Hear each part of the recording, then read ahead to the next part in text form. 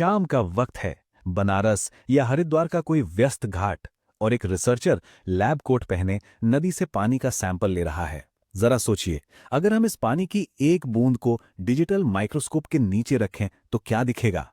एकदम एक नई दुनिया। बायोकेमिकल ऑक्सीजन डिमांड यानी बीओडी और कोलीफॉर्म के डेटा पॉइंट्स तेजी से बदलते हुए। आज के इस एक्सप्लेनर में हम इसी कमाल के विषय पर बात करने वाले हैं। आस्था और विज्ञान का संगम, गंगा नदी, जो करोड़ों लोगों के लिए जीवनदायिनी है, लेकिन विज्ञान के चश्मे से इसकी सच्चाई कुछ और ही है। तो सबसे बड़ा सवाल यहां ये उठता है कि क्या एक ऐसी नदी जो हमारी आत्मा को शुद्ध करने की ताकत रखती है, खुद को शुद्ध कर सकती है? एक तरफ है हमारी गहरी आध्यात्मिक आस्था और दूसरी तरफ है इसकी आज की फिजिकल और साइंटिफिक रियलिटी। चलिए आज इन्हीं दोनों पहलुओं को आमने सामने रखकर देखते हैं। आगे बढ़ने से पहले जल्दी से देख लेते हैं कि आज के इस अध्ययन में हम किन किन चीजों पर नजर डालने वाले हैं। पहले, पवित्र गंगा नदी। दूसरा, गंगा आरती का अनुष्ठान। तीसरा, बढ़ता इंसानी दबाव और प्रदूषण।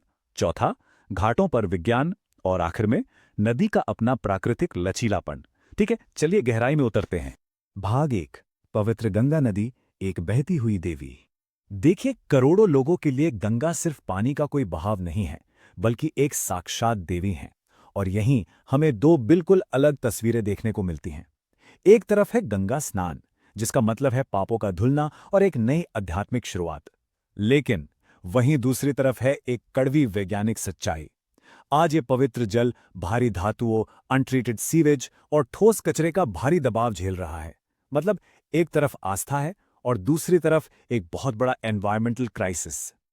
और इसी से जुड़ा एक बहुत गहरा कॉन्सेप्ट है मोक्ष का, जन्म और मरण के चक्र से आजादी। हम मानते हैं कि गंगा किनारे अंतिम संस्कार और अस्थि विसर्जन से ये मुक्ति आसान हो जाती है।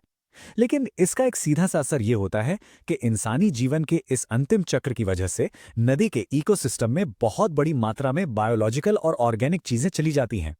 मतलब जीवन का अंत पानी के अंदर एक नई केमिकल रिएक्शन शुरू कर देता है। भाग 2, गंगा आरती अनुष्ठान, तटों पर एक मंदिर।